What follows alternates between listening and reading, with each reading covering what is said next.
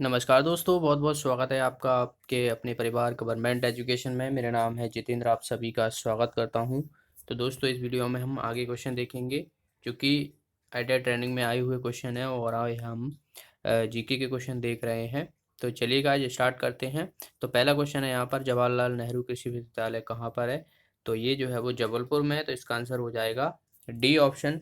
जबलपुर से काफ़ी क्वेश्चन पूछ लिए जाते हैं। जबलपुर जो है वो साक्षरता दर में सबसे ऊपरी जिला है। बात की जाए तो सबसे ज़्यादा जो साक्षरता दर है वो जबलपुर की है मध्य प्रदेश में, और नर्मदा नदी के किनारे बसा हुआ है। नर्मदा नदी बात की जाए तो जबलपुर से थोड़ी दूर भेड़ा घाट है जो धुआंधार वाटरफॉल बनाती है नर्मदा नदी। ओके, और रानी दुर्गावती संग्रहालय जो है वो जबलपुर में ही स्थित है। और हाई कोर्ट की जो मुख्य पीठ है मध्य प्रदेश में वो जबलपुर में ही स्थित है, तो ये भी याद रखना है आपको। ओके, नेक्स्ट क्वेश्चन की तरफ बढ़ते हैं। नेक्स्ट है यहाँ पर, निम्न में से किस केंद्रीय मंत्रालय में प्रधानमंत्री स्वास्थ्य सुरक्षा योजना का आरंभ किया गया था? तो ये किसके द्वारा किया गया था? तो यहाँ पर देखिए, स्वास्थ्य सुरक्षा की बात की जा रही है तो जाहिर सी बात है स्वास्थ्य संबंधित जो है वो इसके द्वारा किया गया था। तो ministry of health and welfare, family welfare के द्वारा शुरू किया गया था। यानी डी ऑप्शन जो है इसका आंसर हो जाएगा, स्वास्थ्य तथा समाज कल्याण मंत्रालय द्वारा शुरू किया गया था। डेट भी याद रखना है आपको, 2003 में ये स्टार्ट हुई थी। डेट भी आपसे आगे पूछी जा सकती है, तो याद रखना।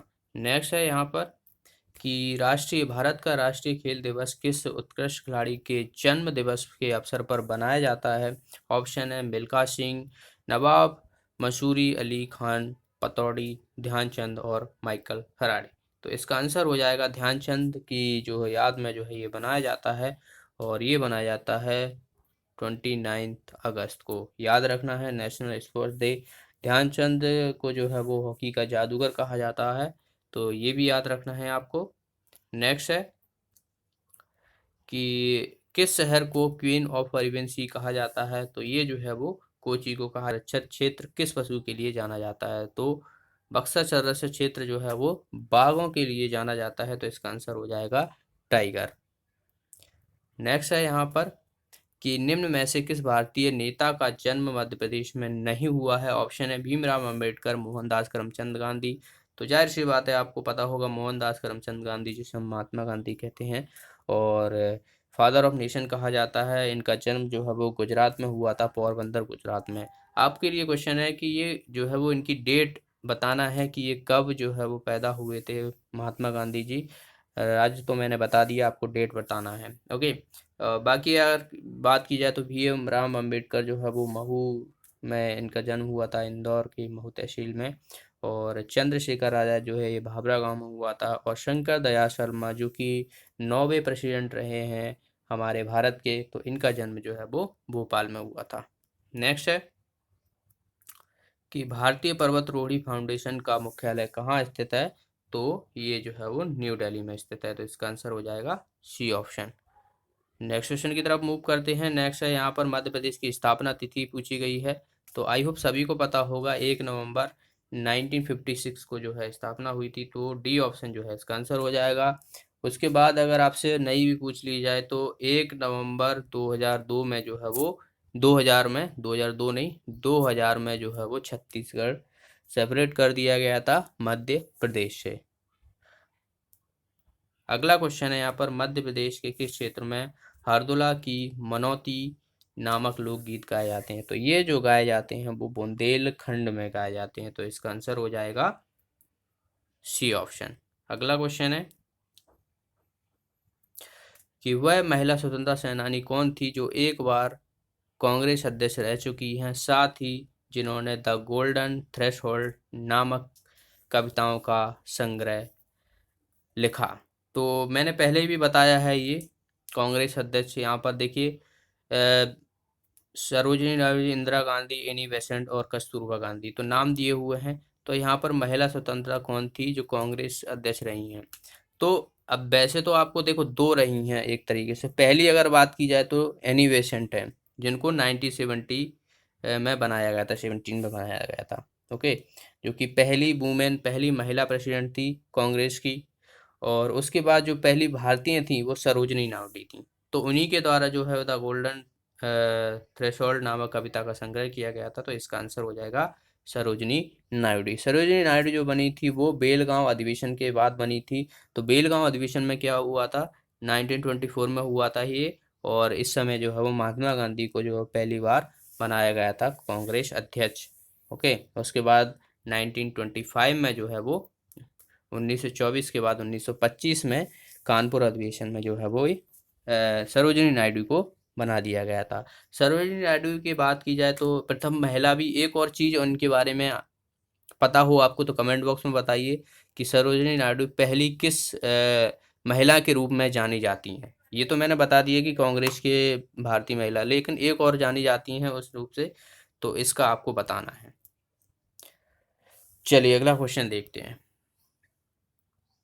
मध्य प्रदेश में देवी अहिल्याबाई होलकर हवाई अड्डा कहाँ पर है? तो होलकर देवी अहिल्याबाई तो आई सभी को पता होगा, इंदौर में है ये। काफ़ी आसान से क्वेश्चन पूछ लिए जाते हैं, ये मान के चलो कि आपकी तैयारी जो है ना बेहतरीन है, तो आप अपनी पढ़ाई को बिल्कुल भी मत ढीला डालिएगा, धीरे धीरे करके पढ़ते रहिएगा। ओके, आप देख सकते हो किस तरीके से मध्य प्रदेश की जीके जो है वो आसान से पूछ ली जाती है। अगर आपको थोड़ा भी भूल भी गए होगे ना, तो कॉमन सेंस लगा के ऑप्शन एलिमिनेट करके ना आप लगा ही दोगे, इतना पक्का भरोसा हो गया है। जितना मैं पढ़ा चुका हूँ उस हिसाब से तो आपको सारी जीके आ जानी चाहिए। ओके, इंदौर के बारे में हम जानते हैं, इंदौर जो है वो 9वां सबसे बड़ा शहर है भारत का। होलकर स्टेडियम है, शीश महल, आईआईएम और आईआईटी दोनों यहीं पर है। एकमात्र शहर है जहाँ पर आईआईएम और आईआईटी दोनों स्थित हैं, तो ये भी याद रखना है। मिनी मुंबई के नाम से जाना जाता है। और हाल फिलहाल मध्य प्रदेश में सबसे ज़्यादा जो केस हैं कोविड-19 के, तो इंदौर में ही है। नेक्स्ट है यहाँ पर दांडी मार्च की शुरुआत कहाँ से हुई थी और कहाँ पर समावेत हुई थी? दांडी मार्च, जिसे नमक सत्याग्रह के नाम से भी जाना जाता है, और नमक कानून तोड़ा था महात्मा गांधी द्वारा 1930 में। तो ये शुरुआत हुई थी साबरमती आश्रम से लेकर नहीं दांडी तक, तो इसका आंसर हो जाएगा बी ऑप्शन। डेट भी याद रखना है, 1930 1930 में शुरू हुई। 78 फॉलोवर थे, इनके साथ जो है वो नमक कानून में सहयोग दिया था 78 फॉलोवर ने। और ये जो है वो 12 मार्च 1930 से लेके नहीं 5 मार्च को जो है वो समाप्त हुआ था। और 6 अप्रैल को 6 अप्रैल 5 अप्रैल और 6 अप्रैल को जो है वो नमक कानून तोड़ा था। 240 माइल के करीबन जो है इन्होंने पदयात्रा की थी, 24 दिन लगे थे करीबन। अगला क्वेश्चन है यहाँ पर, अशोक शिलालेख जो है वो किस देश भाषा में, राजभाषा में लिखे गए हैं? तो आई सभी को पता होगा, ब्रह्मही में लिखे हुए हैं। अशोक सम्राट जो मौर्य एम्पायर का सबसे, बात की जाए, शक्तिशाली शासक रहा, और इनके द्वारा जो है वो 24,000 के करीबन जो है स्तूप बनवाए गए थे, तो ये भी याद रखना है। और जो हृदय परिवर्तन हुआ था नरसंहार, जो 261 बीसी में जो है हृदय परिवर्तन हुआ था कलिंग वॉर के बाद, तो ये भी याद रखना है, कलिंग वॉर पूछ लिया जाता है। नेक्स्ट है यहाँ पर, कौन सी रक्त वाहियाँ फेफड़ों से हृदय तक शुद्ध रक्त ले जाती हैं? तो ये ले जाती हैं पल्मनरी वेन्स। ओके, तो फेफड़े की सिराएं जिसे कहते हैं, तो ये ले जाती हैं कहाँ से? फेफड़ों से रक्त तक, वो हृदय तक। ओके, तो याद रखना है। 4 चैम्बर होते हैं ह्यूमन हार्ट की, अगर हम बात करें तो कितने चैम्बर के होता है? 4 चैम्बर होता है। और इसका वेट के करीबन जो रहता है वो 350 ग्राम के करीबन रहता है, तो ये भी याद रखना। अगला क्वेश्चन है यहाँ पर, नेशनल पार्क यहाँ पर पूछा गया है जो कि सिवनी और छिंदवाड़ा जिले के अंतर्गत आता है, तो कौन सा है? ऑप्शन है यहाँ पर, Bandhavgarh national park, Kanha national park, Panna national park और पेंच नेशनल पार्क। तो पेंच नेशनल पार्क जो है इसका आंसर हो जाएगा। पेंच नेशनल पार्क सिवनी, छिंदवाड़ा और नागपुर में। एक क्वेश्चन ऐसे भी पूछ लिया जाता है कि मध्य प्रदेश का एकमात्र कौन सा नेशनल पार्क है जो कि दूसरे राज्य में भी स्थित है? तो पेंच नेशनल पार्क जो कि नागपुर में पड़ता है, नागपुर जो है वो महाराष्ट्र में भी है। तो ये जो है वो सिवनी, छिंदवाड़ा और नागपुर जिले में जो है ये फैला हुआ है। बाकी बात की जाए तो Bandhavgarh national park, Bandhavgarh national park जो है कहाँ पर है? ये उमरिया कटनी में पड़ता है। कान्हा नेशनल पार्क जो है वो मंडला बालाघाट में पड़ता है, और ये जो है वो मध्य प्रदेश का पहला राष्ट्रीय उद्यान है, नेशनल पार्क है। ओके, पन्ना की बात की जाए तो पन्ना जो है वो छतरपुर और पन्ना में पड़ता है। नेक्स्ट क्वेश्चन की तरफ मूव करते हैं, तो यहाँ पर देखिए सहस्त्रधारा जलप्रपात पूछा गया है कि ये कौन सी नदी पर है? तो इसका आंसर हो जाएगा नर्मदा नदी पर। नर्मदा नदी पर जो है वो 3 जलप्रपात हैं, तीनों को आपको याद हो जाना चाहिए। सहस्त्र जलप्रपात जो है ये महेश्वर में है, बाकी दूसरी भी बात की जाए तो धुआंधार, जो कि भेड़ाघाट में मैंने बताया था, और दुग्ध धारा जलप्रपात जो है वो अनूपपुर में है। अमूरपुर, ओके। अमरकंटक से निकलती है नर्मदा नदी, 1312 जो है वो किलोमीटर इसकी टोटल लेंथ है। मध्य प्रदेश में जो है 1077 किलोमीटर जो है इसकी लंबाई है। 14 जिलों से होकर जाती है मध्य प्रदेश के ये, और मध्य प्रदेश की जीवन रेखा के रूप में जानी जाती है। और एक और फैक्ट बताता हूँ कि ये जो है वो पूर्व से पश्चिम की ओर बहने वाली सबसे बड़ी नदी है भारत की। ओके, तो ये भी याद रखना। अगला क्वेश्चन है यहाँ पर, किस देश है, तो ये उस टाइम पे है, तो ये करंट अफेयर्स का है, तो इसे हम छोड़ देते हैं। यहाँ पर 2000 साल पूछा गया था, तो इसे कुछ करने का मतलब नहीं है। नेक्स्ट है यहाँ पर, वीरों का कैसा हो संबत बसंत, सॉरी, वीरों का कैसा हो बसंत नामक कविता जो है वो किसकी रचना है, तो ये जो है वो सुभद्रा कुमारी चौहान की रचना है। तो जितनी भी रचनाएं हैं, माखनलाल चतुर्वेदी की, रविशंकर प्रसाद, गजानन मुक्ति, सुभद्रा कुमारी, और जो भी फेमस जो लेखक हैं, तो उनकी जो रचनाएं हैं वो आप धीरे धीरे करके अभी याद कर लीजिए। काफ़ी टाइम है अभी, हमें आराम से जो है आप अच्छी सी प्रिपरेशन करते रहें। ओके, नेक्स्ट क्वेश्चन है यहाँ पर, किस शहर में भारत और चीन के मध्य आतंकवाद से बचाव और सुरक्षा की ये वार्तालाप हुई थी उस समय, तो ये बीजिंग में हुई थी समय। तो ये पूछा तो नहीं जाएगा, लेकिन आप ये याद रखना कि बीजिंग जो है वो चाइना की राजधानी है। नेक्स्ट है यहाँ पर कि किस भाषा के लिए सबसे अधिक बार ज्ञानपीठ पुरस्कार से सम्मानित हुए हैं, तो ये कन्नड़ में हुए थे। ओके, और बाकी आपको याद रखना है कि 2019 में जो मिला था ज्ञानपीठ अवार्ड, तो ये मिला था अक्कितम। ओके, तो अक्कितम नवमोधुरी करके नाम है, तो अक्कितम याद रख लेना। अक्कितम तो आपको डिफरेंट नाम है, सबसे याद हो जाएगा। और अक्कितम को जो है वो 2019 में जो है इन्हें मिला था ज्ञानपीठ अवार्ड। अगला क्वेश्चन है यहाँ पर, रोंगाली, कोंगाली, भोंगाली किस त्योहार में ये जो है वो त्योहार के प्रकार हैं, तो ये जो है वो बिहू के हैं। बिहू जो है वो आसाम में बनाया जाता है, और आसाम की बात की जाए तो आसाम में जो है वो माजुली द्वीप है, जो कि रिवर आइलैंड है। वर्ल्ड का सबसे बड़ा आइलैंड अगर पूछ ली जाए तो रिवर आइलैंड जो है वो माजुली है, जो कि आसाम में है, और ब्रह्मपुत्र नदी द्वारा जो है ये बनाया जाता है।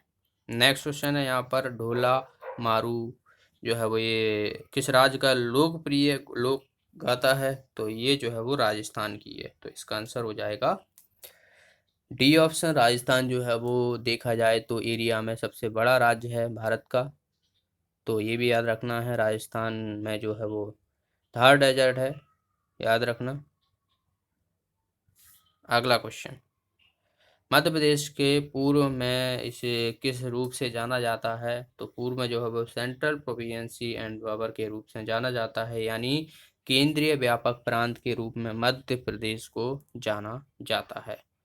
नेक्स्ट है यहाँ पर, एशिया का सबसे बड़ा सोयाबीन कारखाना मध्य प्रदेश में है, और मध्य प्रदेश के ये कौन से जिले में स्थित है, ये पूछा गया है। तो सोयाबीन का कारखाना जो है वो बात की जाए तो उज्जैन में है, तो इसका आंसर हो जाएगा बी ऑप्शन। उज्जैन को जो है वो महाकाल की नगरी कहा जाता है। यहाँ पर कुंभ का मेला लगता है, क्षिप्रा नदी के किनारे बसा हुआ है, तो ये भी याद रखना। अगला और लास्ट क्वेश्चन है यहाँ पर, पूछा गया है कि CISF यानी सेंट्रल इंडस्ट्री सिक्योरिटी फोर्स के जो है वो जनरल डायरेक्टर जनरल कौन है अभी, तो उस टाइम पे अलग थे, इस टाइम पे अलग हैं, तो आपको करंट का याद करके चलना है। तो राजेश रंजन जो है अभी के करंट के CISF के डायरेक्टर जनरल हैं। CISF का जो है वो हेडक्वार्टर जो है वो न्यू दिल्ली में है, तो ये भी याद रखना है आपको। ओके, तो ये थे आज के क्वेश्चन, 25 क्वेश्चन। आई होप सारे क्वेश्चन आपको समझ में आए होंगे, और जो भी एडिशनल इन्फॉर्मेशन दी हुई है तो वो बहुत ही इंपॉर्टेंट है, तो इसे भी याद रखना। बार बार क्वेश्चनों को रिवाइज करते रहें, पढ़ते रहें। ओके, तो वीडियो को लाइक और शेयर जरूर करना, और जो भी साथी नए हैं तो चैनल को सब्सक्राइब कर लेना। साथ में एक बेल आइकन बन के आएगी, तो उस पर भी क्लिक कर लीजिएगा, जिससे आपको वीडियो का नोटिफिकेशन मिलता रहेगा। तो मिलते अगले वीडियो में। Thanks for watching the video, have a nice day.